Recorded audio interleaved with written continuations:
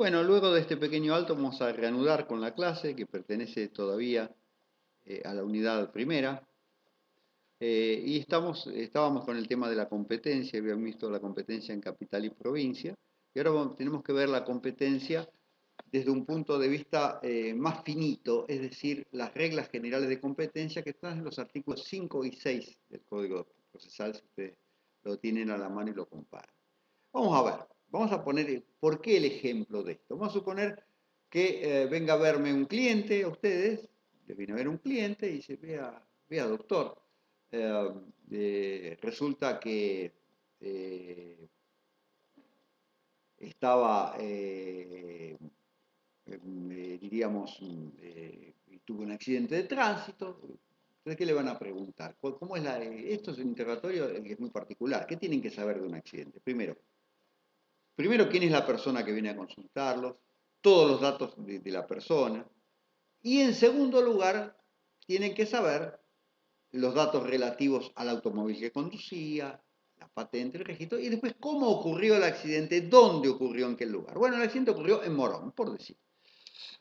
Pudo haber ocurrido en La Matanza, ocurrió en Morón. ¿En qué lugar de Morón? Bueno, en la avenida Vergara, a tal altura, al lado de lo que antes vio, doctor, cuando la avenida Vergara se bifurca y sigue el camino de cintura por un lado y el otro entra en Morón. Bueno, ahí justo en ese lugar donde hay tres avenidas o cuatro avenidas que desembocan ahí se produjo el accidente. Ocurrió de tal y cual manera. Bueno, entonces, ¿cómo se determina la competencia en un accidente de tránsito? Se determina por el lugar donde ocurrió el accidente. La competencia sería de Morón, sin ninguna duda, el lugar de acaecimiento del siniestro vial. También por el domicilio del demandado. Si el demandado vive en Morón, también sería Morón. Podría ser en capital, la demanda es en capital. Pero también puede ser por el domicilio de la aseguradora. Entonces, porque produce por el artículo 118 de la Ley de Seguros un arrastre de la competencia. Entonces la competencia se va a la capital federal. Porque la mayoría de las aseguradoras tienen su domicilio o sede central en la capital, Federación Patronal, la Caja o la Caja de Seguros S.A. o cualquier otra compañía, la de Buenos Aires, que es la de ley PCC, o todas esas compañías importantes tienen su domicilio en capital y generalmente aceptan allí la competencia. Se produce un arrastre de competencia, porque cuando yo hago una demanda contra la aseguradora, el damnificado demanda a la aseguradora, la competencia es ahí. Entonces, acá hay casos en que existe una opción en favor de la persona que demanda. Yo puedo demandar en el lugar del hecho, puedo demandar en el domicilio de la persona, o puedo demandar, diríamos, en el domicilio de asegurador. Ahora, ¿qué pasa? Usted mira, ¿qué pasa si después yo cambio de domicilio, cambia el demandado de domicilio, perdón, o se produce, la competencia queda fijada en el domicilio en que se inició la demanda? Porque los hechos dichos en la demanda son los que fijan la competencia. Después la competencia es perpetua, sigue para el juez en el mismo lugar, como vimos en la primera parte. Perfecto, entonces en materia de accidente de tránsito, delitos y cuasidelitos se decía antes, ahora responsabilidad extracontractual o responsabilidad civil, la competencia se determina así. En acciones reales, ¿cómo se determina la competencia? El lugar donde está el inmueble, eso se determina tanto para el derecho común como para el derecho internacional privado que se llama DIP. O sea, siempre en el lugar donde está situado el inmueble. Los romanos decían lex recitae, el lugar donde está determinado el inmueble. Estas reglas no vienen de derecho internacional privado desde mucho tiempo. En realidad muchos dicen que se inició con la famosa glosa de Accurcio del año 1228, a la lex puntae populus, o puntas populus, que establece la primera regla de competencia del derecho internacional privado. Si un ciudadano, él era de la escuela de Bolonia, si un ciudadano de Bolonia, perdón, se traslada a Módena y se comete un hecho, va a ser juzgado por la ley de Bolonia y no por la ley de Módena. Es el primer aplicación del principio de extraterritorialidad de las leyes. Antes era el principio de la territorialidad absoluta. En el que vivía en otra ciudad era el enemigo, el que estaba fuera de la ciudad. Ciudades italianas de la época feudal, del medioevo, que perduraron mucho tiempo, como Venecia, la República de Venecia, Milán, la República de Florencia. Todas eran ciudades, como las ciudades-estado italianas, como era Atenas, en definitiva, cambiando un poco las características de cada una de estas. Y bueno, entonces este era el principio, ¿no es cierto? Entonces, dentro de estas reglas que se aplican en privado, cuando yo demando sobre un inmueble, siempre es la ley del país donde está el inmueble. Eso no lo voy a resignar nunca. Y siempre el lugar donde está el inmueble es el que genera la competencia en las acciones por reivindicación del inmueble, por usucapión o las que fueran. En materia de contratos, el lugar donde se celebra el contrato, donde debe cumplirse, donde debe efectivizarse. A veces hay una opción en favor del domicilio del demandado. Estas son las reglas principales de competencia. En materia de sucesiones, el último domicilio del causante, que no es el lugar donde murió. Yo puedo haber muerto en un hospital, pero el domicilio que se va a fijar a los fines de la sucesión es el domicilio donde vivía, el lugar de residencia habitual de la persona. Lo mismo que se aplica para el divorcio, el último domicilio conyugal efectivo, donde vivían los cónyuges antes de producirse el quilombo de la separación, que cada uno se fue por su lado. Esto es lo que genera. Y ese domicilio o residencia habitual se aplica en muchos aspectos del derecho internacional privado. Es importante incluso para la restitución de los menores, es importante para muchos aspectos la ley, la Convención de la Haya de 1980 de restitución de menores, para muchos aspectos. Bueno, estas son las reglas más importantes que están en el artículo 5. Después hay otras reglas más, pero que no requieren la misma importancia. Hay reglas de accesoriedad y principalidad. Por ejemplo, si yo demando o inicio una medida cautelar, la voy a iniciar en el lugar donde voy a tener que meter la acción principal. Supongamos que yo pida la anotación de litis sobre un inmueble y el inmueble sea de Morón, tengo que iniciar en Morón la anotación de litis. Y en el juzgado donde él inicie seguramente va a caer el expediente principal porque la computadora lo va a llevar y va a arrastrar la competencia. Entonces ahí tenemos el tema fundamental. Si se trata de cualquier otra medida accesoria, un beneficio litigar sin gasto, cualquiera de estas medidas, un incidente relacionado con un proceso, va a ser en el lugar donde tramitó el principal. Va a venir un arrastre o arrastre de competencia. Existe igual juicios que generan un arrastre de competencia como los universales, los concursos y quiebras o las sucesiones, pero eso va a ser tema de otra oportunidad. Estas son las reglas de competencia más o menos más importantes. Y después tenemos los conflictos de competencia. Artículos 7 a 12, a 13, perdón, del Código Procesal. Los conflictos de competencia pueden plantearse de dos maneras, por declinatoria o por inhibitoria. Son términos complejos y técnicos, pero son fáciles de entender. Por declinatoria, yo le pido al juez que decline su competencia en favor del juez que yo estimo es el competente. Por eso se llama declinatoria. Y se hace a través de una excepción de incompetencia, que generalmente la hago como previa a una contestación de demanda, o en el fondo, si se trata de un juicio que no tiene excepciones previas, un juicio sumarísimo. Se puede decir, BS es incompetente, para entender, y plantea una excepción de incompetencia. Entonces, en esta excepción, yo me presento ante el mismo juez que está tramitando la causa, contesto la demanda y le pido como previo que se declare incompetente. Esto se llama una excepción o un incidente de incompetencia que se puede abrir a prueba y se puede resolver. No voy a dar todo el trámite del incidente porque no es del caso hacerlo, pero esta es una de las formas más importantes de plantear la incompetencia. Y la otra forma es la inhibitoria, que es al revés.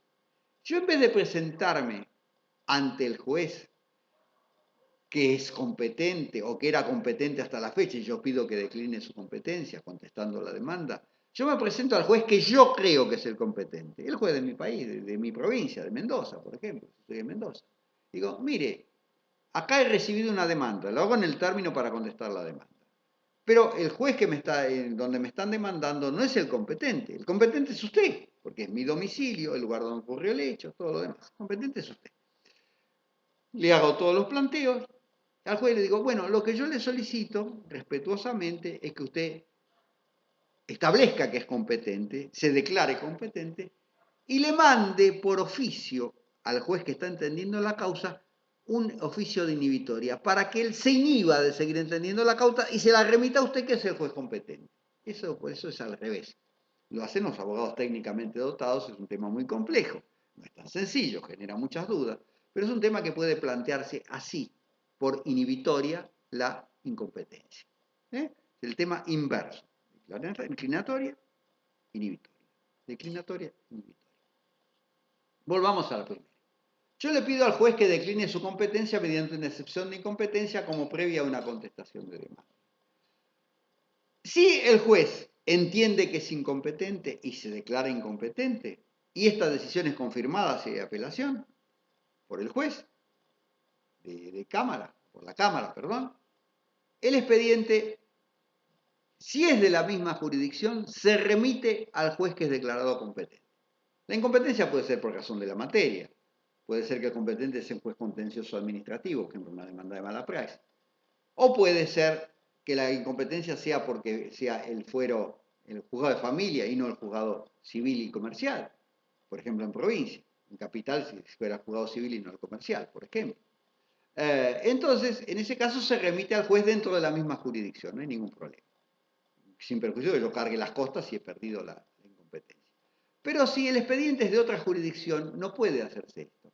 Si yo soy en provincia y el expediente es de capital, tengo que archivar el expediente en provincia como juez y yo debo reiniciar en capital el expediente, pagando de nuevo la tasa de justicia si la había pagado y no tenía el beneficio, pagando de nuevo el bono y todos los gastos que genera la demanda y las costas, por supuesto, del proceso que perdí en provincia, que es el archivo de incompetencia. Por eso es importante que cuando uno inicia la demanda, haga un estudio de la competencia y cuando haya un tema medio complejo, que ustedes no puedan saber si la competencia es o no es, busquen jurisprudencia, investiguen el caso para evitar este tipo de trastorno. Ahora bien, y la inhibitoria, que es el caso contrario, yo le pido al juez que se inhiba. Ahora, puede ser que el juez al que le pida la inhibitoria, volvamos al caso posterior, diga, no, esto es del juez que entiende en Matanza, ¿qué tengo que ver yo en Mendoza acá con este expediente? Rechazo. Puedo apelar si queda firme. Yo me perdí de contestar la demanda en Matanza. Bueno, hago el planteo ya de que tuve este tema y que se declaró la competencia y contesto la demanda dentro del plazo en Matanza. Eso sería la solución. Supongamos que el juez diga, bueno, soy competente, libre al oficio de inhibitoria. También podría haber apelado, que el juez se declaró que no era competente la inhibitoria, y la Cámara haber confirmado. Pero no es el supuesto. El juez sí se declara competente, sí le manda un oficio para que se inhiba. Bueno, lo recibe el juez de la Matanza y dice, váyanse al carajo, yo sigo siendo competente. Ahí se plantea un conflicto positivo de competencia. ¿Por qué es positivo? Porque ambos jueces entienden que quieren entender. Entonces, ¿qué pasa? El juez que recibe el expediente no lo va a suspender, va a decir, yo sigo el trámite. Entonces, lo va a invitar al otro juez a que si se cree que existe el conflicto de competencia, o si lo quiere sostener o mantener, lo plantea ante el superior. Ahora, si el juez es de Mendoza y yo soy de Capital, ¿quién es el superior?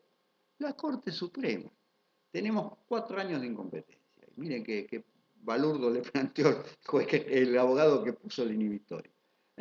Lo va a tener que resolver el juez que sea común a ambos. O puede suceder que el juez que recibe el planteo diga, entiendo la competencia, soy positivo, pero lo llevo a la Corte para que resuelva la Corte el conflicto de competencia, que sería lo más atinado. Entonces, acá se plantea un conflicto positivo de competencia. Ahora, en materia de declinatoria, puede suceder el conflicto negativo, que es lo contrario. Puede suceder que, bueno, el juez diga, bueno, está bien, no soy competente, lo mando al juez competente. Lo recibe al juez de otra jurisdicción, tranquilamente diga, yo tampoco lo soy. Porque el juez tampoco lo va a recibir. No, por H, por B, por Z, yo no soy competente. Ahí se plantea un conflicto negativo. Ninguno de los jueces quieren entender y también lo responde tiene que resolver el superior a ambos. Si está dentro de la provincia de Buenos Aires, va a resolver la Suprema Corte. Si son de distintos departamentos. Si son del mismo departamento, lo resuelve la Cámara. Supongamos que sea entre el juzgado civil y comercial de La Matanza y el juzgado de familia número 3 de La Matanza, lo va a resolver la Cámara, que es el superior común. No hay problema. Pero si son de distintos departamentos, unos de Morón y otros de Matanza, resuelve la Corte de la provincia. Y va a tardar un tiempo en hacerlo. Esas son las dos formas en que se plantea el tema de competencia. Bueno, antes de terminar la bolilla hay dos temas más que hacen al tema de la jurisdicción. Uno es de la recusación. ¿Qué persigue con la recusación? O la, diríamos, la recusación o la excusación. Son dos caras de la misma moneda. La recusación es cuando lo hace la parte, la excusación es cuando se excusa el juez de seguir entendiendo. ¿Por qué se hace eso? La recusación, a pesar del nombre complicado, es para que el juez se abstenga, para que no intervenga más en el expediente, porque existe alguna razón que impide que siga interviniendo. Por ejemplo, es amigo de las partes, es pariente. Entonces, bueno, podés seguir interviniendo porque te va a afectar tu imparcialidad.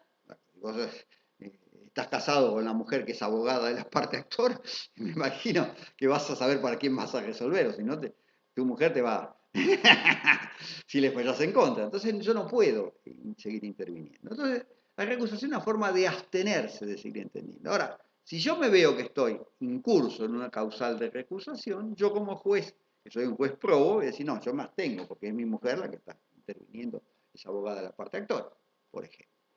Hasta acá estamos bien. Recusar es conseguir la abstención del juez. Durante mucho tiempo, la recusación se admitía la recusación sin causa, sin ningún problema. ¿Por qué la recusación sin causa? Sin causa es que no hay ningún motivo para hacerlo, pero ¿por qué se hace esto? Y los colegios de abogados siempre la han mantenido. Ahora hay toda una nueva ola, nouvelle vague, como decían los franceses allá por la época del 70, nueva ola, que hay que tratar de suprimir la recusación sin causa. Porque hay motivos que yo no quiero trasuntarle al juez, que hacen que ese juez no me cierre. Porque siempre me da por la cabeza, me tiene envidia, no sé, cree que yo gano mucha plata como abogado. O porque hay una rivalidad, o porque él es hincha fanático de Boca y yo soy de River y lo cargo, entonces el tipo me tiene podrido. Porque tuvimos una novia en común y yo me quedé con la novia y él se quedó sin ella. Entonces hay motivos sordos que hacen que haya una enemistad que no se puede trasuntar, no hay una causa de cabal de recusarlo. Bueno, pero entonces yo lo hago sin manifestar los motivos. Sin perjuicio del elevado concepto que me merece la figura, debe ser lo recuso sin causa. Artículo 14 del Código Procesal. No se admiten todos los juicios, pero sí en los procesos de conocimiento, sí en los juicios más importantes. En los juicios ejecutivos no se admite, en los incidentes no se admite. Entonces, bueno, hay varios supuestos en que no se admite la recusación. Y hay que hacerla en la primera presentación. Yo no puedo recusar siempre. Cuando veo que la cosa me viene mal, lo recuso. No, tengo que hacerlo en la primera presentación. Es decir, cuando yo inicio el expediente, no cuando lo meto en receptoría, no sé el juez que me va a tocar. Cuando me toca al juez, en 5 días de haberme tocado al juez, sin consentir que el juez intervenga, lo recuso sin causa. El juez cuando recibe la recusación no puede seguir interviniendo, no puede tocar el expediente, es una cuestión de mero trámite. Tiene que abstenerse de seguir entendiendo y enviarlo a receptoría que el sorteen de nuevo o al juez que sigue en el orden de causa hace un sorteo de otro tipo, por numérico, por el juzgado que sigue el 4, sigue el 5. Entonces tengo que hacerlo de esta manera, pero no puedo seguir interviniendo. Entonces, esta recusación sin causa hace que en esos supuestos límites en que yo no tenga la razón, pero he tenido ya altercados con ese juez, he tenido problemas en las audiencias con ese juez, el juez me ha tratado mal en las audiencias, pero no puedo decir en la recusación. Porque esto, si yo recuso con causa al juez y pierdo la recusación, después no puedo entrar en tribunales, mijo. Ni en ese juzgado, ni en los otros juzgados que son amigos de este juez. Va a decir, mirá, el hijo de puta de Fernández, la recusación que me hizo. Bueno, entonces todos le van a perder los expedientes, van a desaparecer, no le van a proveer lo que quieran, le van a proveer al revés. Bueno, entonces todo esto hace que sea una razón elemental no recusar con causa, salvo casos excepcionales. Aparte el abogado tiene la gran salida. Si sabe que el juez no lo quiere ni en figurita, lo que hace es poner un abogado amigo, que el juez no lo detecte y el tipo, por supuesto, ni le va a cobrar honorario, no van a compartir ni siquiera honorario porque lo hace de gauchada. Entonces va a hacer usted los escritos y el otro abogado le va a presentar. Esas son las cosas que se hacen en la profesión. Yo estuve 15 años de abogado. Entonces, bueno, ya sé lo que se hacen, pero nunca uno se va a poner en contra del juez ni plantear esta cuestión. Recusación con causa. Tiene que haber una causa. Está en el artículo 17. ¿Cuáles son las causas de recusación? Bueno, las más importantes. amistad o enemistad con alguna de las partes, subletrado, eh, amistad que se genere en familiaridad de trato, enemistad que se genere en actos de enemistad, parentesco con alguna de las partes dentro de los grados normales, un parentesco lejanísimo, bueno, madrina, qué sé yo, no será este caso. El tema de una sociedad o comunidad que tenga con alguien. Ahora, yo tampoco me puedo recusar ni excusar porque yo cobro mi sueldo del Banco de la Provincia, que produce juez, tengo que cobrarlo ahí, tengo una cuenta sueldo. Esto no es motivo de recusación, aunque tenga un plazo fijo en el banco. Esto es para otro tipo de cosas, no es para este caso. En el caso, porque a veces los jueces son muy puntillosos y resuelven excusarse por cualquier caso, razón o cualquier causa. Bueno, después de haber prejuzgado, haber emitido opinión, como abogado, como Ministerio Público, como defensor, como asesor de incapaces, y después soy nombrado juez del mismo juzgado. En la Cámara, si ya he sido nombrado, era juez antes y dicté sentencia, no puedo en la Cámara después resolver mi propia sentencia, así que he prejuzgado y tengo que excusarme en el inciso séptimo del artículo 17. Bueno, entonces yo tampoco en la recusación sin causa, con causa puedo hacerlo en cualquier momento. Puedo hacerlo al iniciar la demanda si ya sabía la causal o si es reviniente luego en 5 días de haberla conocido. Igualmente esto es muy relativo, porque si yo descubro que es el esposo de la letrada, de la parte actora, lo descubro después, o es la conviviente, por una convivencia escrita, yo lo puedo presentar aunque sea un año después que me enteré, porque la causal va a estar siempre. Puede ser los jueces son inelásticos en esto, pero es evidente que la causal va a existir, que no es una causal traída de los pelos, como digo yo. Bueno, entonces yo hago el planteo, el incidente, planteo la recusación con causa, indico cuál es la causal o causales, no puede ser cualquiera, tiene que ser una de las taxativamente enumeradas en el artículo 17. Tengo que traer la prueba, la presento. Cuando la presento, el juez lo que tiene que hacer inmediatamente es no intervenir más en el expediente, enviarlo al juez que le sigue en el orden de turno, hacer un incidente y hacer un informe dirigido a la Cámara. En ese informe dirigido a la Cámara, el juez va a decir, me comprende la causal de recusación, no me comprende la causal de recusación. Si digo me comprende, la Cámara inmediatamente me va a separar. Si digo no me comprende, puedo ofrecer prueba de que no me comprende la causal de recusación. Armo el incidente, lo elevo a la Cámara. La Cámara, bueno, puede abrir a prueba el incidente, lo que sea. La Cámara luego resuelve.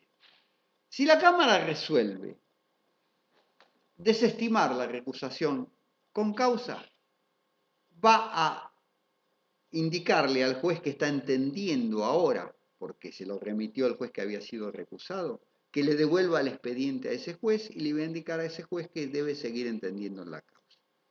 Y agarrate Catalina, si soy la persona que lo recusó con causa.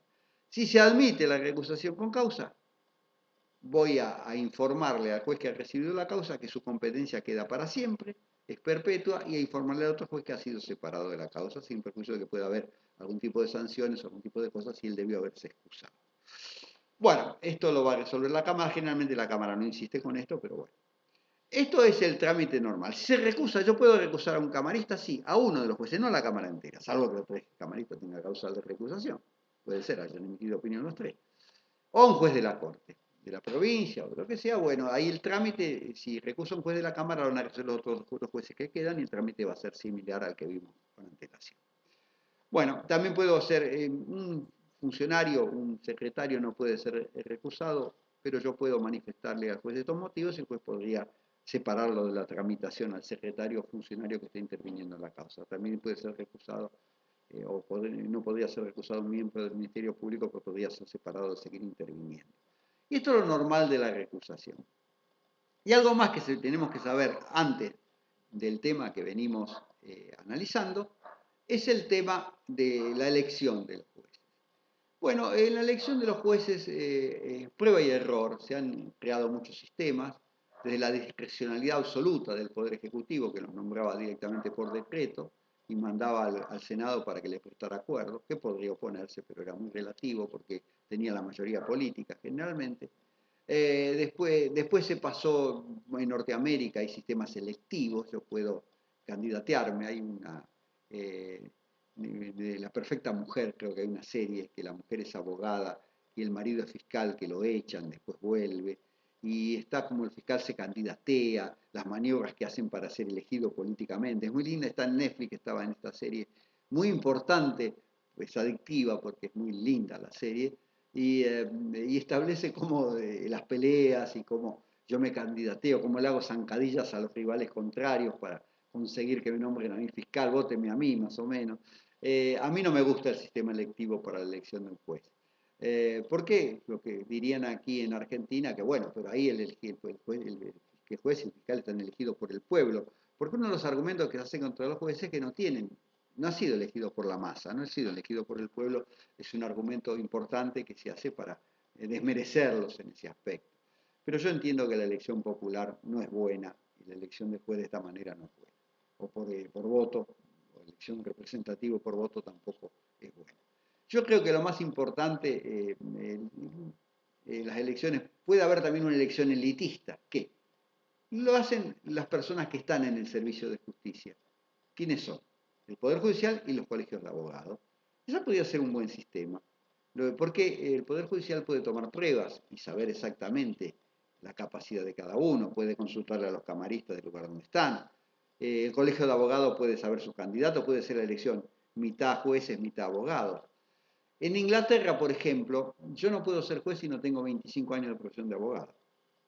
Los jueces eligen de esa manera, con lo cual genera, primero, una persona proba, que tiene una gran experiencia, que sabe muchísimo del tema, y que tiene la flexibilidad del abogado, que muchas veces falta en los jueces.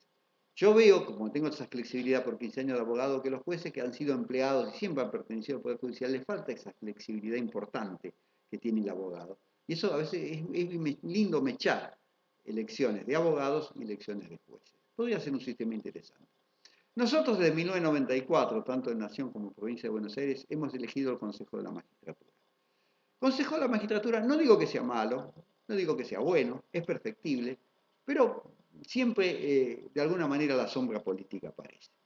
El Consejo de la Magistratura, hay representantes del Poder Ejecutivo, representantes de la Asociación de Magistrados, representantes del Poder Judicial en este caso, representantes de los colegios de abogados, que están distribuidos de tal manera y forman este Consejo de la Magistratura. En la provincia está presidido por el vicepresidente de la Suprema Corte generalmente, y decide, ¿qué decide? Primero, este Consejo ha creado un sistema de registro. Los aspirantes, que tienen que reunir los requisitos para ser aspirantes, depende a qué cargo quieren acceder, tienen que tener 3 años de antigüedad en la matrícula, o si está suspendida, 3 años ejerciendo el Poder Judicial con la matrícula suspendida, para acceder al cargo de juez o de fiscal, o 6 años si quieren ser camaristas. Entonces se anotan, tienen que tener domicilio en la provincia, si es juez de paz, domicilio en la localidad donde van a ser jueces. Después tienen que tener antecedentes intachables, se piden antecedentes penales, tanto en la provincia como el registro de antecedentes nacionales. Y todo esto se establece. Ahora hay otros antecedentes de los antecedentes que tienen en la docencia, en cargos que han tenido, todo esto que hace a la materia. Entonces se anotan en este caso. Ahora, una vez que están registrados y anotados, pueden acceder a los concursos. En la página web del Consejo se hacen los concursos. Yo soy asesor del Consejo de la Magistratura, proporciono las materias para los exámenes, los exámenes mismos. Y a veces intervengo en los exámenes, lo que no hago desde hace tiempo ahora por lo que ha cambiado el sistema y hay pocos exámenes. Bueno, entonces se convoca un examen por una fecha determinada con un tribunal examinador. Los temas se sortean, están antes los temas en el consejo, están bajo sobre, cerrado, nadie los puede acceder a ellos. Hay muchos temas, 10, 20 a veces, se sortea entre esos 20, en un sorteo que se hace en el momento de la audiencia, hay 5 horas para hacer el examen. Antes era 5 preguntas y un caso. Ahora son un caso, después se hace una entrevista y se hace una segunda entrevista que es política más que judicial, por un tema científico. Bueno, en el caso se examina el caso, se puntúa con 60 puntos, la entrevista oral con 60, hasta 100 en la entrevista y hasta 100 en el caso. Si yo saco 100 y 100 son 200, no lo saca nadie porque es una puntuación muy alta. Pero bueno, sacando 120 yo accedo a la entrevista oral, que es del consejo. Una vez que realizada la entrevista oral, la última, establecido el examen psicológico y médico, que también es importante, que tengo que aprobarlo, se reúnen un día y determinan las ternas. De todos los que han rendido, 20, 30 que han aprobado el examen, se eligen 3, depende si es un cargo 3, si son 2 cargos serán 6, para que accedan a esos cargos. Entre esos 3 va a elegir el Poder Ejecutivo. Se eleva la terna al Poder Ejecutivo, el Poder Ejecutivo elige. Bueno, esto es medio camelo porque cuando se hacen las ternas ya se sabe quién va a salir porque había un acuerdo político y evidentemente los otros 2 están como el pan del sándwich. Lo importante es el jamón que está en el medio y que está a ser elegido. Puede ser el medio, primero, segundo, tercero, la terna. No hay un orden de mérito. En Capital hay un orden de mérito que hay que respetar. Y esto me parece que es muy importante. Y a veces se pelean por ese orden de mérito. Bueno, una vez que se le lleva al Poder Ejecutivo, el Poder Ejecutivo elige en la terna a unos y eleva el pliego, hace un pliego y lo eleva para su acuerdo por el Senado. El Senado recibe el pliego, lo llama a una entrevista, a veces le pide nuevos antecedentes.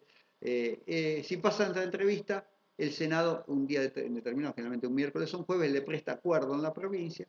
Una vez que está el acuerdo, lo devuelve al Poder Ejecutivo, el Poder Ejecutivo dicta un decreto de nombramiento, el decreto lo lleva a la Corte le hace pedir de nuevo antecedentes y lo eleva a las cámaras para que le tomen juramento, y lo envía a las cámaras para que le tomen juramento. Y la persona jura y está sentado en su silla y recién es juez, o otro cargo funcionario o fiscal.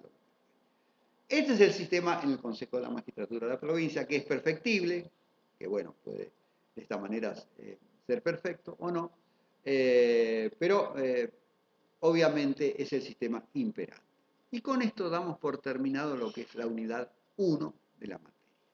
Y ahora vamos a empezar con la unidad segunda de la materia, que es todo también en esta clase del miércoles 8 de abril, que es ahora. Bueno, este viene con el proceso y los principios procesales. En la primera video que yo le ve, decía que el proceso es una serie continua y sucesiva de etapas, una etapa a continuación de la otra, en que el inicio de una nueva etapa significa la culminación de la anterior y que tiene como por finalidad el dictado de una sentencia que resuelve el conflicto que existe entre las partes. Este proceso, dividido en etapas, una a continuación de otra, sucesiva, ¿cuáles son las etapas? Muy sencillas.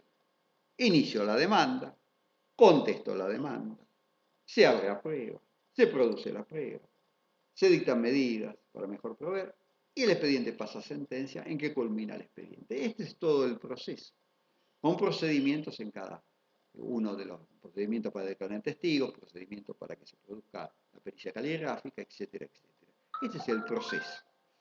Bueno, entonces tenemos el proceso, una serie. El proceso se gobierna por 3 principios capitales, lo vuelvo a repetir porque esto es muy, pero muy importante.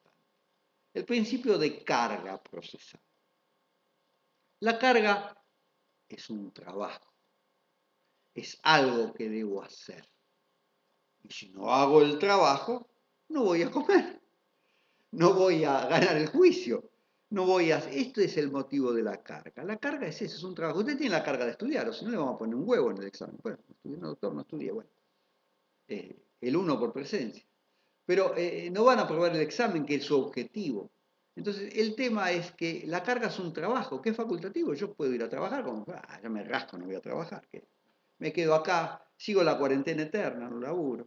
Veo el partido de fútbol, pongo TIC Sport, me veo los partidos viejos, la Copa del Mundo de 2014. Bueno, como estaba viendo hoy, el partido de Brasil-Alemania, me está poniendo contento cuando hacían los goles de los alemanes, pero bueno, no laburo que es mi tema. La carga o trabajo no es algo esotérico, es algo que yo tengo que hacer, yo debo hacerlo, pero no estoy obligado a hacerlo. O sea, es un comportamiento facultativo. Yo lo hago si quiero no lo hago. Un trabajo que, si quiero el trabajo no lo hago. O lo hago. Es realización facultativa, lo hago o no lo hago. Está establecido en mi propio beneficio. en beneficio del propio sujeto. Si yo hago el trabajo, si yo cumplo la carga, y bueno, voy a traer pan para mi familia, voy a poder alimentar a mis hijos, voy a poder mandarlo a la escuela, así que es importante el trabajo. En el juicio, bueno, voy a poder ganar el juicio, o tengo la posibilidad de ganarlo, voy a poder probar en el expediente, voy a poder recurrir, o sea, es muy importante la carga. O sea, comportamiento de realización facultativa, establecida en mi propio beneficio. Y la omisión de esa conducta, no hacer caso omiso a lo que me dice la ley, a la carga que me impone, al trabajo que debo hacer, me puede traer aparejada una consecuencia perjudicial. ¿Cómo no puede hacerlo? Ustedes dirán, ¿cómo es esto? Doctor, si no cumplo la carga voy a perder el juicio. No, no, esto no es cierto. Yo les voy a dar un ejemplo que es, para que vean lo que es la carga, que es. La carga es el imperativo del propio interés. Yo lo hago porque me beneficio con esto. Esa es la definición de Couture muy importante y la que deben saber. Imperativo del propio interés. Es imperativo que lo haga porque estoy interesado en hacerlo. Puedo obtener un beneficio como no. Bueno, esto para que vean cómo la carga a veces no es tan así. Cuando yo era juez, tuve un caso que era el siguiente. Una empresa había contestado la demanda, pero la había contestado fuera de término. En provincia, cuando contestan fuera de término y en materia laboral, lo que se hace es desglosar el escrito de demanda, dejar, por supuesto, la hoja del cargo y dejar constancia que se desglosó porque fue la demanda contestada fuera de término. Esa demanda se pone en un sobre y se guarda en la caja de seguridad del juzgado. En la época mía no había caja de seguridad del juzgado, era un armario, no había caja fuerte ni nada, era un simple armario.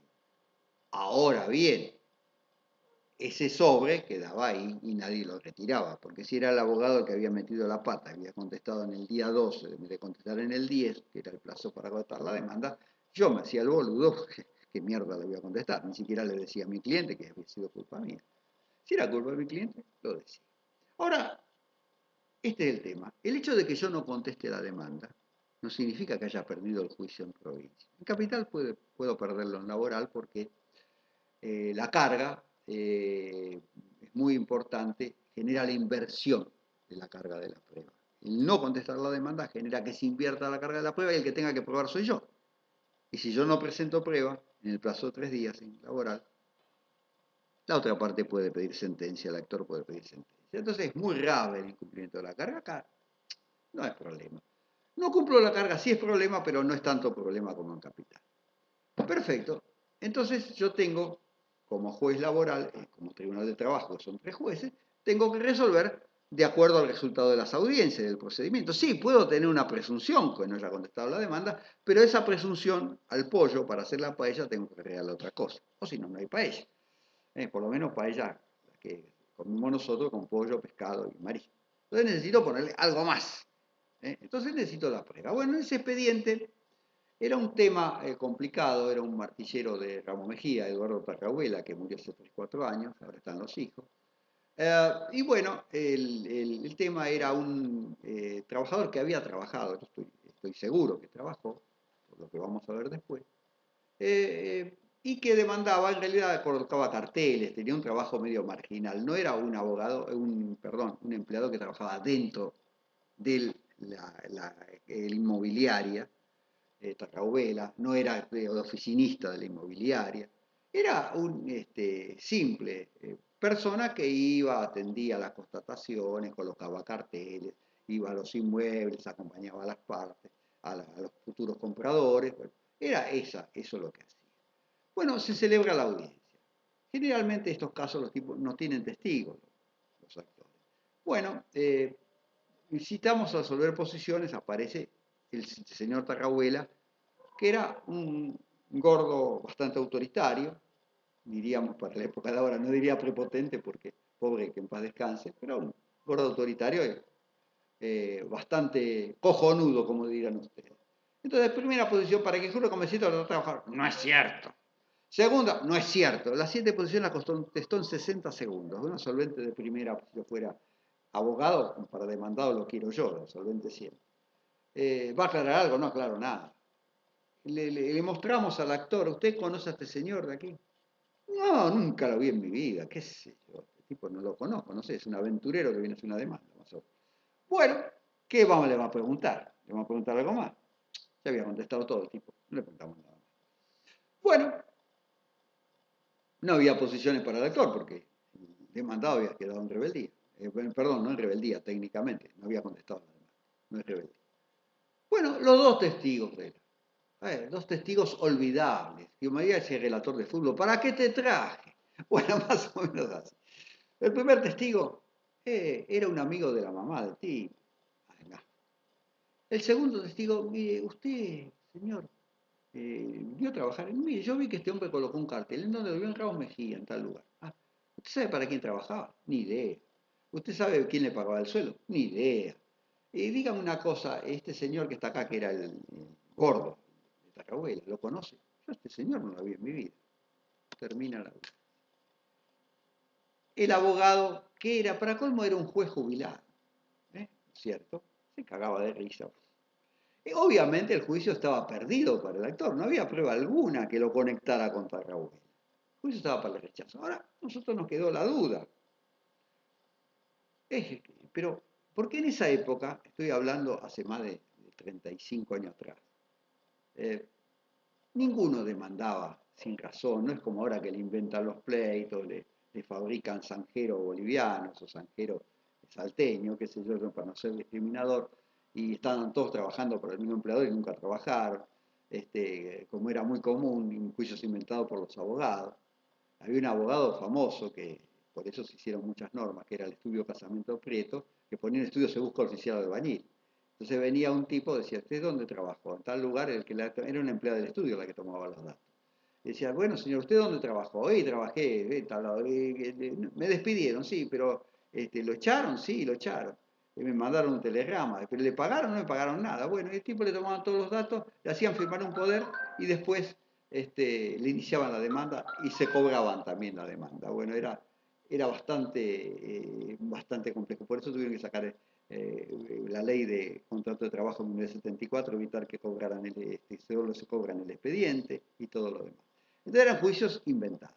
Bueno, entonces, bueno, volviendo a nuestro tema, nosotros entendíamos que no era un caso inventado por el hombre y se me ocurrió la idea de ver qué había en el sobre que estaba reservado en secretaría, porque sabía, la experiencia lo decía, que en el 99% de los casos ninguno retiraba el sobre.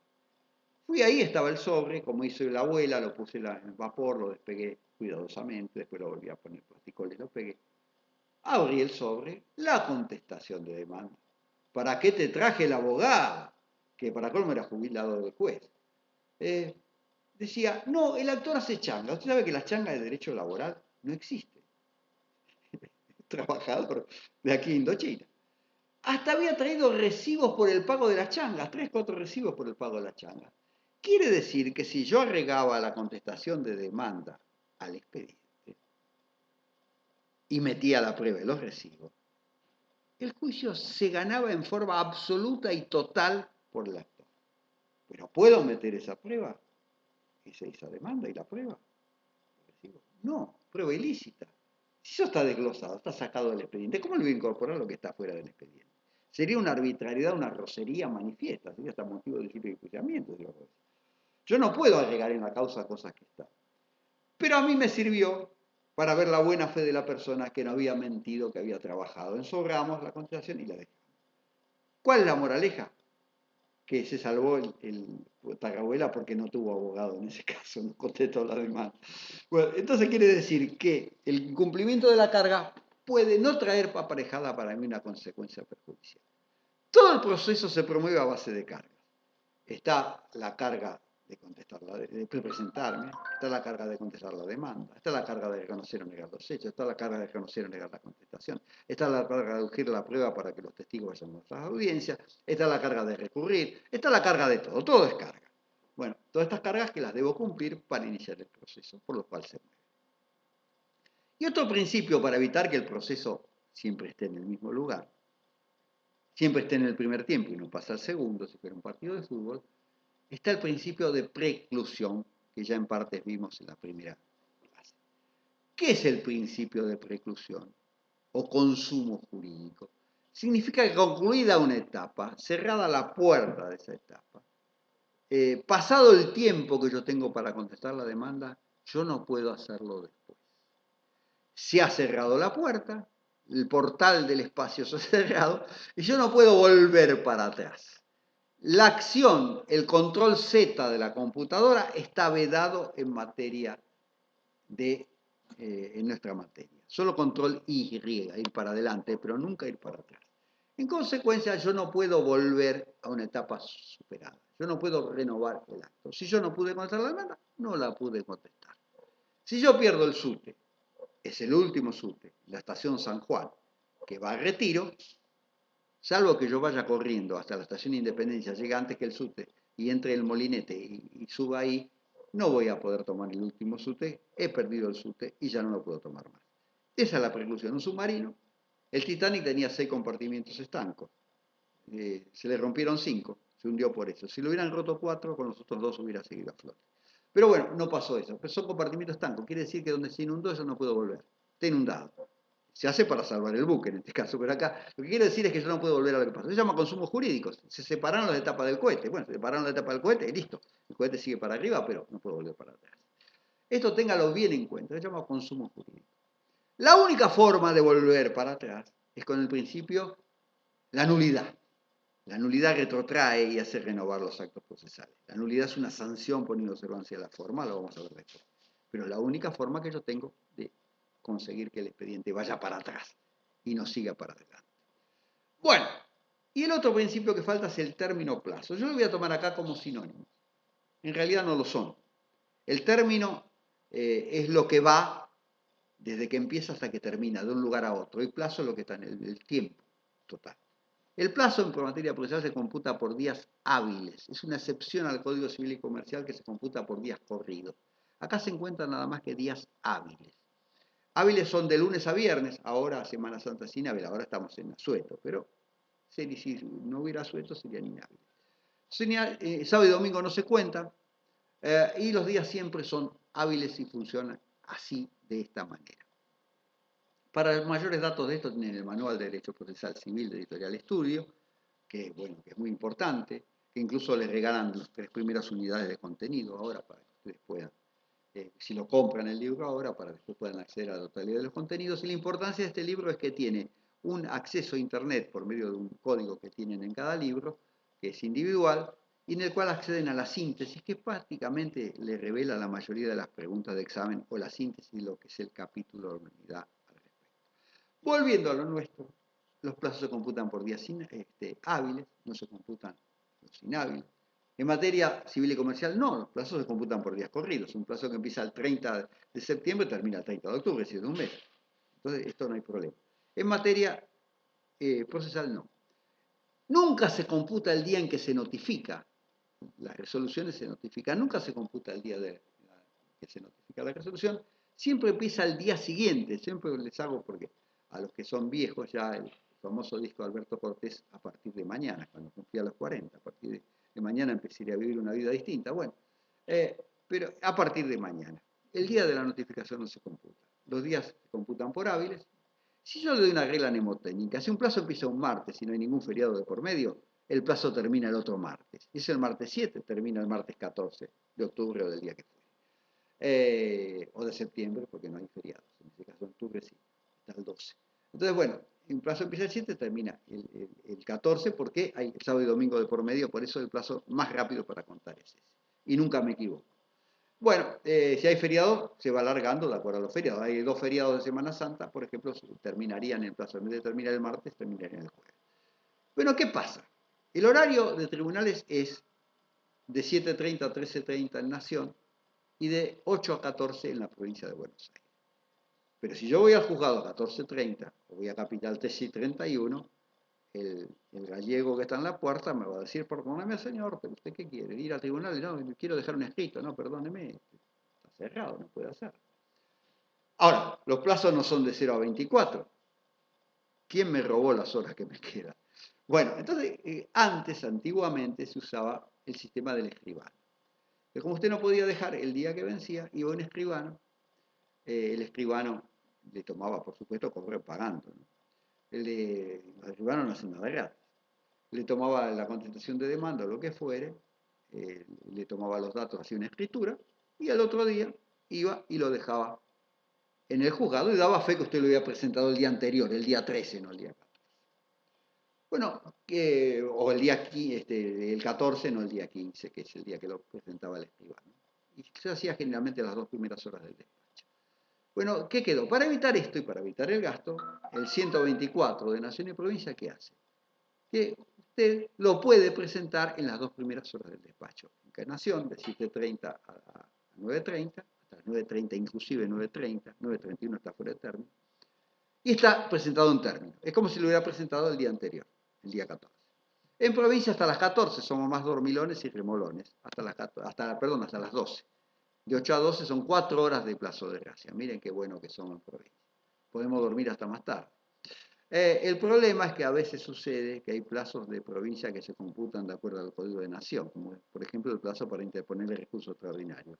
Y si va a la Corte y presenta el recurso a las 11, le van a decir que está fuera de término, porque el plazo terminaba a las 9:30. Así que bueno, tengan cuidado con esas cosas, que más de un abogado se quiso suicidar por eso. Pero bueno, entonces vamos a tener en cuenta eso.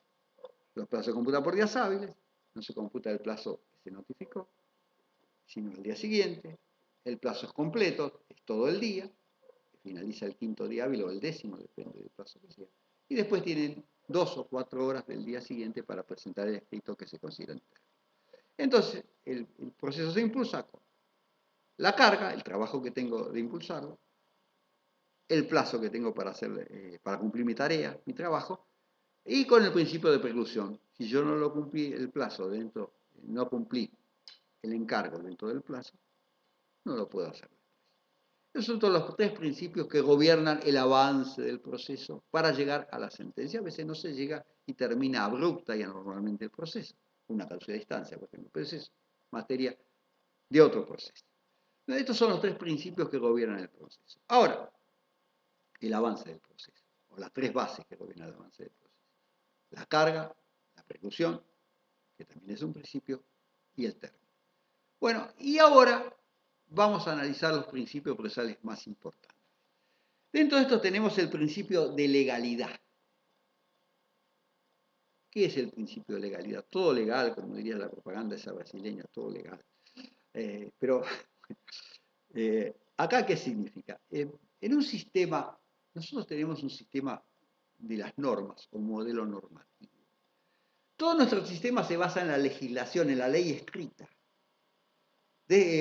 Los romanos no empezaron con la ley escrita, seguían las costumbres, lo que después se llamaron mores maiorum, hasta que se sancionó la ley de las 12 tablas. El famoso decemviro, la ley de las 12 tablas, la que se quemaron los galos, ¿se acuerdan? Todo el tema de los galos, esos jodidos los galos, que bueno, después los terminaron venciendo los romanos y Julio César los esclavizó, la famosa que venció a Vercingetorix, destruyó la ciudad en que estaba, hizo el doble asedio, la famosa batalla que venció el famoso Julio César, el más grande César que tuvo, en realidad que nunca llegó a ser César, pero el más grande general que tuvo y dictador que tuvo Roma, fue Julio César. Bueno, entonces estábamos viendo entonces que desde la época de las 12 tablas aparece la ley escrita. Y las costumbres, si bien quedan, van desapareciendo. Y en nuestro sistema de modelo legislado las costumbres casi no existen en nuestro país, salvo los usos mercantiles que, bueno, generan ciertas costumbres. Pero esto no es así en todo el mundo. En Inglaterra es la segunda fuente de derecho, después de la jurisprudencia, en el sistema del common law. Y las costumbres son tan inmemoriales que se remontan hasta el año 1189, o a la época del rey Enrique II, ya había muerto Enrique II. Pero bueno, a la época del sucesor, que fue el famoso Constantino. El hermano de Ricardo Corazón de León de las Cruzadas. Si lo mandó jodido a las Cruzadas porque hace con el trono. Pero bueno, lo cierto es que estamos con el tema famoso del principio de legalidad. Nuestro país se basa en la legalidad. Los jueces no pueden dictar una sentencia sin tener apoyatura en la ley. Yo no puedo dictar una sentencia si lo digo de dónde saqué la solución. Tiene razón el actor y está obligado a escriturar. Tengo que poner la norma del Código Civil que se refiere a la escrituración. En realidad se produjo el accidente por el riesgo vicio de la cosa. Bueno, tengo que citar el artículo 1757 del Código Civil y Comercial. Tengo O si no sería arbitrario, funcionaría con mi voluntad, sería una amigable componedora, sí, me parece que tiene razón fulano. Entonces, todo lo que yo hago tiene que derivar de la ley. Y la decisión que yo hago es una ley. La sentencia del juez es una ley individual, que tiene que, para ser no arbitraria, tiene que derivarse de la Constitución del Estado. Yo tengo que llegar, por eso en los exámenes se pregunta la Constitución, hasta la Constitución del Estado. Si no sería arbitrario, ese es el principio de legalidad. Todo lo que yo haga tiene que derivar de la ley. Tiene que ser una derivación razonada del derecho vigente. Si no sería una sentencia anómala, caprichosa. No sería una derivación razonada del derecho vigente. Mi sentencia tiene que deducirse de la ley. Ese es el principio de legalidad. Ese principio de legalidad, muy importante, se aplica hasta para los recursos de inaplicabilidad de la ley, que sí será importante, que ya vamos a ver después, no se apresuren, se aplica mucho en materia de nulidades. La nulidad es una sanción por inobservancia de la forma. Pero la nulidad tiene que estar en la ley. Es un principio que viene del derecho francés. Paz de nullité sans texte. No hay nulidad sin que esta nulidad esté establecida en la ley. Ese es un principio importante. La nulidad tiene que surgir de la ley, como cualquier decisión que toma el juez tiene que surgir de la ley. No puede haber una nulidad inventada que no exista en la ley. Esa es una regla de oro. Paz de nullité sans texte. Primer principio en materia de nulidades, artículos 149 y 169 del Código Procesal Civil y Comercial de la Nación.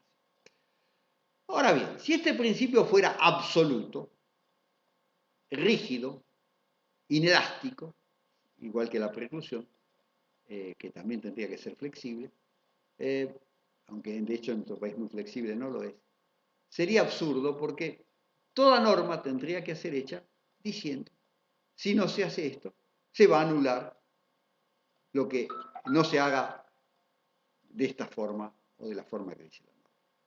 Esto sería absurdo, o sea, tendría que ser los 800 y pico artículos del Código de la Provincia o los 800 de Nación, tendría que decir, esto debe ser hecho bajo pena de nulidad, lo que sería realmente un absurdo. Para temperar ese principio, se acude al principio finalista, a la finalidad que tienen las normas. Las normas, ante todo debo aclarar, que las normas procesales son siempre meramente instrumentales.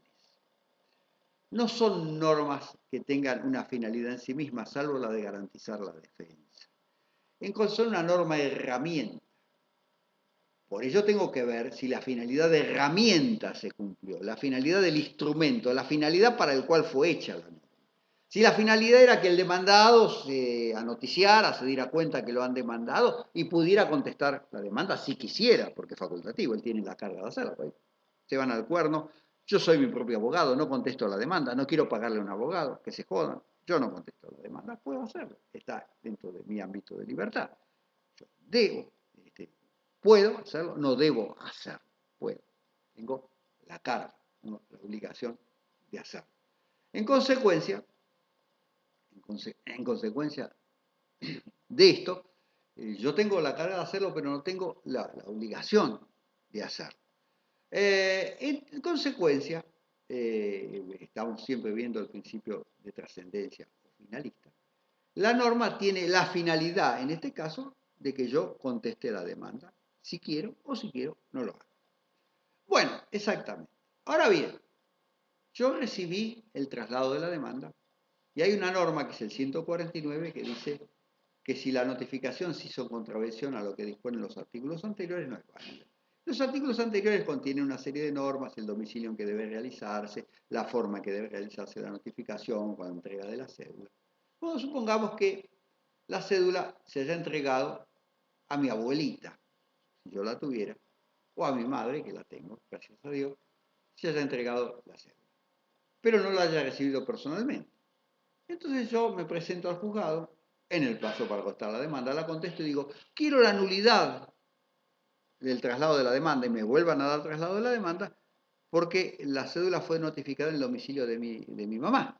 Y yo en realidad vivo en otro lugar. Acá tengo mi DNI, acá lo tengo certificado, tengo el informe del registro de las personas que dice que yo vivo ahí, pido informe al registro para que diga dónde estaba domiciliado siempre en ese lugar y no vivo en ese domicilio. ¿Qué va a hacer el juez? Me va a rechazar la nulidad. Va a decir, flaco, vos contestaste la demanda.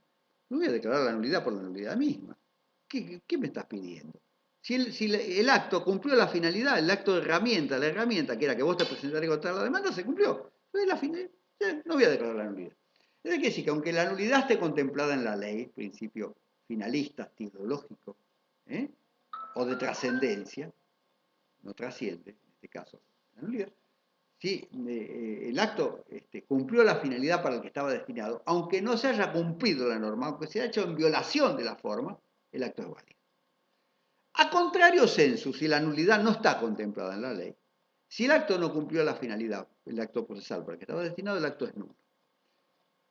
Supongamos, un perito tiene que hacer la pericia. Un perito tiene que hacer la pericia. Los purpales, las tratativas, los preparativos para hacer la pericia, yo tengo que indicar el día y la hora en que voy a revisar a la actora, si soy el médico. Tengo que indicar si voy a hacer una mensura, el día y la hora que voy a hacer la mensura, que voy a medir el inmueble. Si yo tengo que controlar los libros, voy a indicar el día y hora que voy a ir a la fábrica a ver los libros contables. O el día y hora que voy a inspeccionar el auto, o la casa, o lo que fuere. Entonces tengo que indicarlo en el expediente como perito. No lo indico. Y yo voy con la parte actora que sí le dije. Entonces viene el demandado y dice, pero yo no fui, ahora trae la pericia que está en contra mío, desfavorable, pero yo no pude controlar, qué sé yo lo que controlaron, qué sé yo si el que revisaron era el actor o era una persona que se hizo pasar por el actor y le pusieron el documento del actor. Entonces, yo tengo que ir. Se ha violado mi defensa en juicio, señor. La pericia es nula porque no se me avisó el día y hora en que iba a ser revisado el actor. No se me avisó el día y hora que se iban a compulsar los libros. Entonces yo presento la nulidad no está contemplada en la ley, pero el juez va a decir, a pesar de que la nulidad no está contemplada en la ley, el acto no cumplió la finalidad para la que estaba destinado y el acto es nulo. Ese es el principio de trascendencia que elastiza, en este caso, al principio de legalidad. Otro principio esto está en el artículo 149 y 169 del Código Procesal como segundo y tercer párrafo. Después otro principio muy importante es el principio de congruencia, consonancia o no contradicción. ¿En qué? Este principio que se aplica a la sentencia y a las decisiones de los jueces. En que la sentencia del juez tiene que ajustarse, acomodarse, estar de acuerdo con lo que las partes le han pedido en su demanda y con lo que han contestado el demandado. Este es un principio de congruencia. El actor cuando hace su demanda está pidiendo determinadas cosas. Hay otras que no pidió porque no le correspondían. Y el juez tiene que darle lo que le pidió. Estoy pidiéndole al verdulero papas, no me va a vender cebolla, no quiero hacer papas fritas, no quiero hacer cebolla frita. Entonces tiene que dar papas. Yo al juez le estoy pidiendo la escrituración. No me estoy pidiendo la resolución del contrato, me tiene que dar la escrituración. Ese es el principio básico de congruencia. La sentencia debe ajustarse a lo que las partes le pidieron. Está en el artículo 163, inciso sexto del Código Procesal.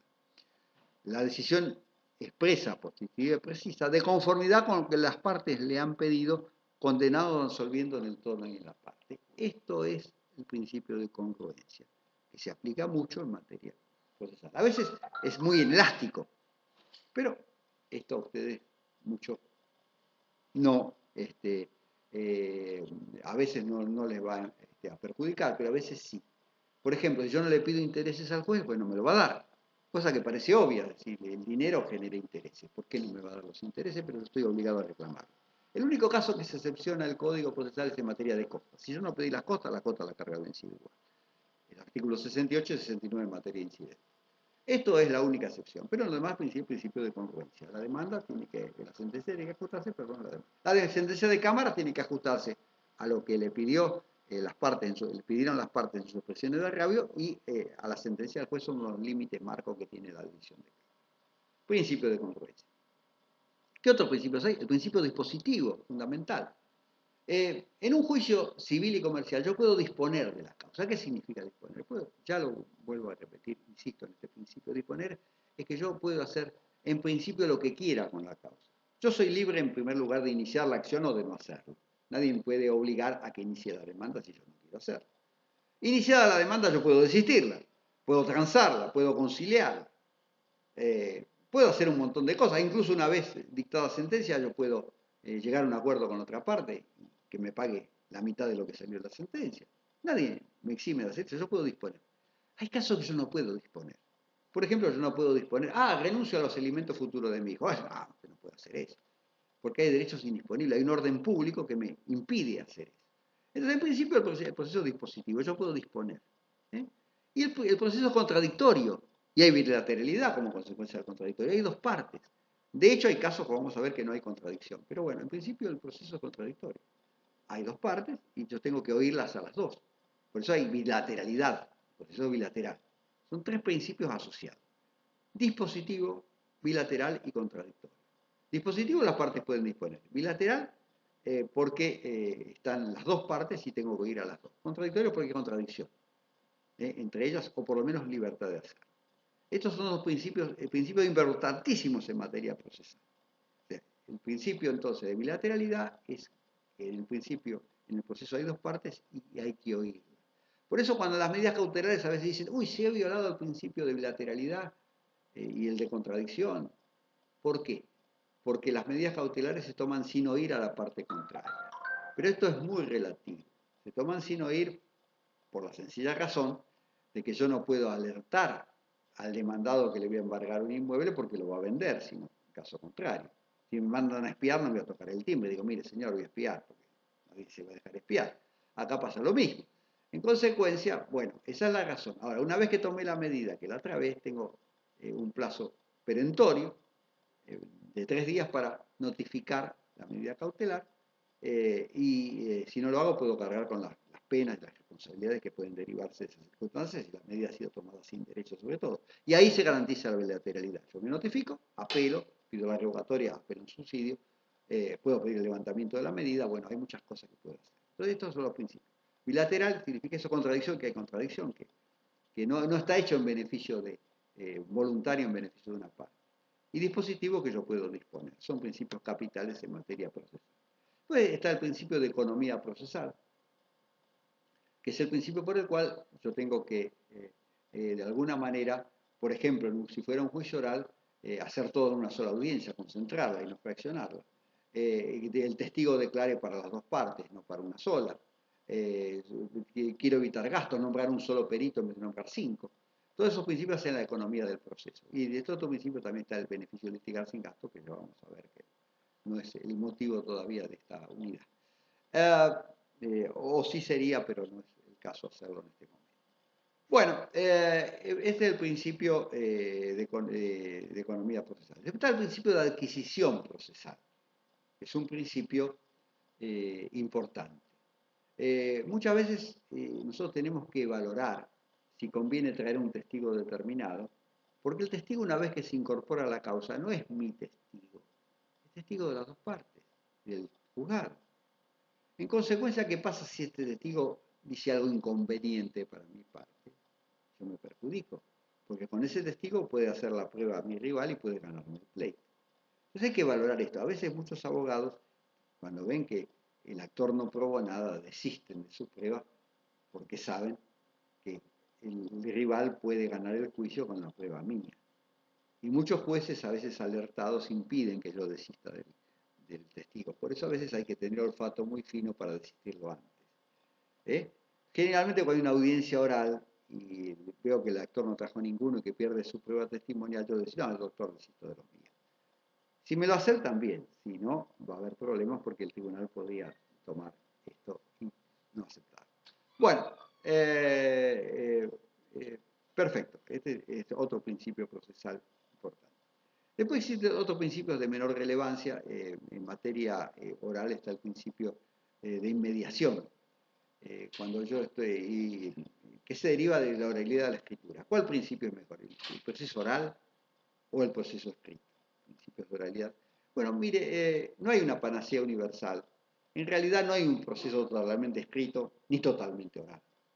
Generalmente hay demanda y contestaciones escritas y la oralidad se hace para parte de la prueba que se produce en el expediente.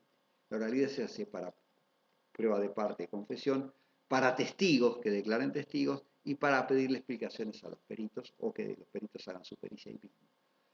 Pero normalmente no hay oralidad general que englobe todo el proceso, sería oral. Yo tendría que ser como puede estar ahí y decirle, che, a ver, dígame, cómo es su demanda, a ver, que no se escriba en ninguna parte. A ver, dígame, yo me voy a acordar, tengo una memoria de elefante. Eso sería, por eso ahora totalmente no existe. Entonces, se entiende que el proceso escrito que imperó, nosotros siempre tuvimos proceso escrito, seguimos a los españoles. El proceso escrito viene de la época de los visigodos, tiene más de 1000 años de proceso escrito. Los primeros visigodos, ustedes saben que fueron los que invadieron España. Los visigodos, mucho rato que se asentaron en España, en la península ibérica. No se olviden que los visigodos asistieron a Aecio, el último famoso general romano, el que venció a Atila en la batalla de los Campos Cataláunicos en el año 451 y después asesinado por Valentiniano III en el 454. Y ahí desaparece el imperio romano, porque parece que Aecio quería ser emperador, por eso lo mató, pero bueno. Y fue asistido por Teodorico, creo, y Teodorico muere en la batalla de los Campos Cataláunicos y su hijo se retira de la batalla, por eso Aecio no puede perseguir a Atila, que se retira. En realidad, Atila no es sinceramente derrotado en la batalla. Me parece que lo mata una de sus esposas, envenenada. Hay una miniserie de Atila que revela todo esto, porque el año siguiente él invade Italia, pero es detenido por el Papa, que le dice que no esté en Roma ni la saquee. Bueno, hay historias importantes de esto. Pero bueno, los visigodos se instalan en la península ibérica y son desplazados en el año 707, en una batalla de Jerez, de la laguna de Janda, que los moros que invaden la península ibérica y tienen 8 siglos, 7, 8 siglos de dominación posteriores, hasta el año 1492, 12 de agosto, en que son vencidos el último rey, califa árabe de Granada, por los reyes católicos. Empiezan en la batalla de Jerez, Guadaleto de la laguna de Janda, en 707, en que el último rey visigodo, Wanda, llora, creo que le dicen, no llores como mujer lo que no has podido defender como hombre. También lo confundo con la caída de Granada, pero parece que es con la caída a manos de los árabes de la península ibérica. Y después en el 717 se inicia la reconquista, un mítico rey Pelayo que dura 8 siglos. Y durante todo este gobierno moro, o antes, los visigodos tenían leyes escritas. Después desaparece, y cuando viene la dominación española de toda la península ibérica, y aún antes, aparecen las leyes de 7 partidas, de Alfonso el Sabio, todo es procedimiento escrito. El derecho indiano, y ustedes imaginan, tenemos 1000 años de procedimiento escrito. Por eso a veces cuando se quiere cambiar este procedimiento ahora rápidamente por el procedimiento oral, decimos, flaco, tengan en cuenta que tuvimos 1000 años de procedimiento escrito. Los visigodos tenían su famosa legislación, el Forum Judicum, Recembinto, Recaredo, 649-654, el Foro Jujo, aquel que decía, ¿para qué fue hecha la ley? Para que la maldad de los hombres fuera refrenada por medio de ella. Que es exacto lo que decía Recembinto, el rey visigodo, o esa recopilación. Porque llamada fuero juzgo. ¿Por qué? Porque ese es el objetivo de la ley. Y muy aplicable en Estados Unidos. Cuando la ley no reprime, o no es mala, al que comete el delito, evidentemente que se va a seguir cometiendo. Mientras la ley más dura es, menos delitos se cometen. Esto es así, aunque no lo queramos creer. Y justamente los visigodos pensaban en eso. Bueno, entonces tenemos 1000 años de proceso escrito, ahora queremos implantar la oralidad. ¿Por qué? Porque el juez está en contacto con la prueba, el juez no lo ve a través de un escrito que no tiene carne y hueso, que no sabe lo que es, que depende de la inspiración de un abogado que escribe con buena pluma, y depende del abogado que va a ganar o perder el juicio. Entonces, no, yo lo que quiero, entonces, es una prueba mejor que esa, ver las personas de carne y hueso, ver el proceso. Entonces yo quiero tener contacto con las personas. Eso se llama inmediación. Y el proceso oral lo garantiza. Yo quiero el testigo, si traga saliva, si mira al abogado, si se trata de evadirse, si tarda segundos en contestar, yo sé que está mintiendo, que está elaborando la respuesta. No sé, hay una serie muy buena en TNT serie que se llama El Mentalista, que le mira al objeto de la cara y el tipo sabe en la serie si está mintiendo, si está guardando, si está ocultando, si impactó, si en realidad es el culpable o no. Pero esto que parece mentira es cierto. Entonces el juez, que sin ser el mentalista, puede saber Cuando uno traga saliva, cuando se pone el nudo de la corbata, cuando elabora la respuesta, que no está inventando. ¿Eh? Yo tardo 10 segundos, algo que, por respeto, no me llegue mucha agua al tanque, que puede ser, pero bueno, como dicen los muchachos, en realidad yo lo hago porque estoy elaborando una respuesta distinta. Si no, yo contesto de inmediato. Yo el testigo más veraz que vi contestaba de inmediato porque lo había visto. Decía, no, sí, yo lo vi, pues aquel. Entonces, esto es, y se me quería ocultar y el tipo, el taxista se escondía, bueno, porque lo había visto en serio. Esos son los testigos veraces. Pero bueno, entonces yo veo, yo comparo. Y también está el caso del que traga saliva, el que mira atrás buscando apoyo. Bueno, todo ese es el principio de inmediación. Yo tomo contacto inmediato con la prueba. Y de concentración, evito el fraccionamiento. Todos los testigos declaran la misma audiencia o una audiencia sucesiva. ¿Por qué? Porque si hay testigos que se contradicen, yo hago un careo. Esto es muy importante en el proceso oral. Estos son los principios fundamentales que regulan el proceso. Hay algunos más que están en el libro, en el manual, por supuesto al que me remito, pero son los principios más importantes. Pero al principio de la economía del proceso voy a tratar acá el beneficio del litigar sin gasto, aunque sea someramente. Ante todo les quiero aclarar que si el proceso fuera descarnado, constitucionalmente yo podría acceder a la justicia, pero si yo tengo que pagar la tasa de justicia y no tengo guita para hacerlo, no puedo ir a un juzgado. Entonces tengo que allanar las dificultades para que ese acceso sea y garantizar la defensa, artículo 18 de la Constitución Nacional, 15 y 20 de la Provincia de Buenos Aires. Para yo acceder a la justicia tengo que garantizar que pueda hacerlo. Y por eso se ha creado el beneficio de pobreza o beneficio de litigar sin gastos. La parte económica del proceso. El proceso es caro, o debiera ser. Se paga una tasa de justicia, se pagan anticipos de gasto de peritos, se pagan honorarios de peritos, se pagan las costas, si yo pierdo el juicio, los abogados. Todo esto hace que no cualquier pelagato puede iniciar un juicio. Ahora, es una cosa que tienen que tener en cuenta. Pobre no significa aquel que vive bajo un puente o el trapito que está al lado de la autopista, ni el que vive bajo los puentes. Eso puede ser un mendicante, un mendigo, pero pobre acá no significa eso. Es la persona que tiene una impotencia patrimonial como para estar en este juicio que yo debo iniciar. En relación a este pleito, es especializado en relación a este pleito, no es general. Entonces ese beneficio se hace procesalmente para este expediente y es un incidente. Yo tengo una impotencia para acceder. Yo y mi grupo familiar no puedo acceder a este expediente. No significa, yo puedo tener un auto, pero un pequeño auto, ser un pequeño burgués, tener, qué sé yo, un auto del año 98. Pero no puedo acceder a un juicio que tengo que pagar 100.000 mangos de tasa de justicia. No tengo plata para hacerlo, 200.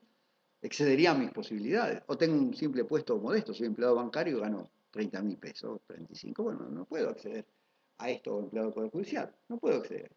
Entonces yo necesito el acceso a la justicia. Entonces inicio el beneficio. Que puedo hacerlo en cualquier etapa del proceso. Pues yo puedo ser pobre ahora, puedo ser rico ahora y de golpe tener un golpe de timón de mi fortuna, perder toda mi fortuna. Puedo ser jugador y perderla en un bingo, pero entonces no tengo bienes, aunque sea por motu propio en este caso, no tengo posibilidades de acceder a la justicia después de haber iniciado el juicio. Entonces, el beneficio puedo pedirlo cuando inicio el pleito, antes de iniciar el pleito, cuando lo inicio, o después durante el curso del pleito, hasta la sentencia. Y hasta aún después, si yo lo que tengo que acceder es a un recurso extraordinario e ir a la corte. Bueno, en Capital hubo idas y vueltas, y el beneficio lo puedo pedir hasta la audiencia preliminar. Pero eso es para que tenga efecto retroactivo. En realidad el beneficio lo puedo pedir siempre. Lo que pasa es que no tiene efecto retroactivo. Si yo tuve que pagar la tasa de justicia y la pagué, la tengo que pagar. Si generó la demanda genera el derecho para la tasa de justicia. Entonces, bueno.